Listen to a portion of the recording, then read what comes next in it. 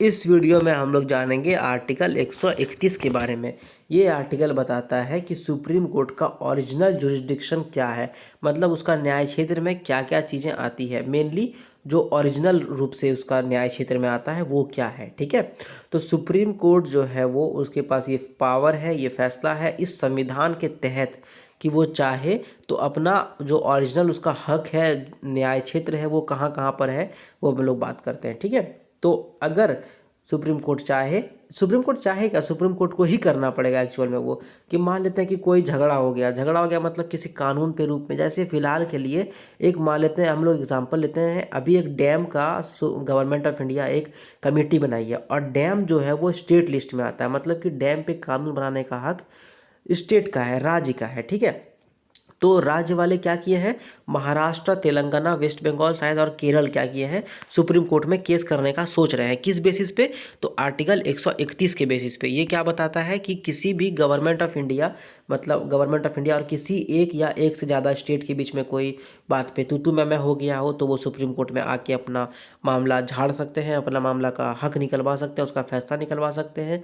या फिर कोई दो स्टेट हो, जैसे कि मान लेते हैं महाराष्ट्र है और कर्नाटक में झगड़ा हो गया हो, तो वो जा करके सुप्रीम कोर्ट में अपना अपील कर सकता है। या फिर महाराष्ट्र कर्नाटक एक साइड, आंध्र प्रदेश तमिलनाडु दूसरे साइड, मतलब टैग टीम मैच जिसको बोलता है। तो महाराष्ट्र और आपका आंध्र प्रदेश एक साइड में हो गया, सॉरी कर्नाटक एक साइड में हो गया, और आंध्र प्रदेश और तमिलनाडु एक साइड में हो गया। ये दोनों जा करके सुप्रीम कोर्ट में अपना मैच कर सकता है कि किसमें कितना है दम, ठीक है। सुप्रीम कोर्ट उसका डिसीजन लेंगे। साथ ही साथ ये भी बनता है कि अगर मान लो कि कोई 2 3 4 5 स्टेट एक साइड में और साथ ही साथ दूसरे साइड में भी 5 6 स्टेट, वो भी जा करके अपना सुप्रीम कोर्ट में झाड़ सकते हैं और उसका फैसला भी सुप्रीम कोर्ट साहब करेंगे। अब वो किस बेसिस पे होना चाहिए कि किसी कानून का क्या मतलब निकाला जाए। जैसे कि मान लो हाई कोर्ट वाले बोले कि ठीक है आप लोग सब कुछ शेयर कर लो, अब वो लोग झगड़ा करना शुरू कर दें कि कौन कितना शेयर करेगा।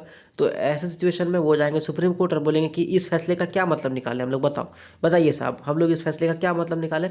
फिर सुप्रीम कोर्ट वाले जो भी निर्देश देंगे, जवाब देंगे, फैसला देंगे, वो उन लोगों को मानना पड़ेगा। लेकिन अब जब ये लोग टैग टीम मैच कर रहे हैं, सुप्रीम कोर्ट में जाके अपना मामला को डाल रहे हैं, तो इन लोगों को ये ध्यान रखना चाहिए कि वो किसी समझौते के तहत हो गया है। अगर मान लो इन लोगों में अपने सुलह कर लिया और कोई समझौता कर दिया, तो उस पर वो लोग सुप्रीम कोर्ट में जाके तांडवगिरी नहीं कर सकते हैं।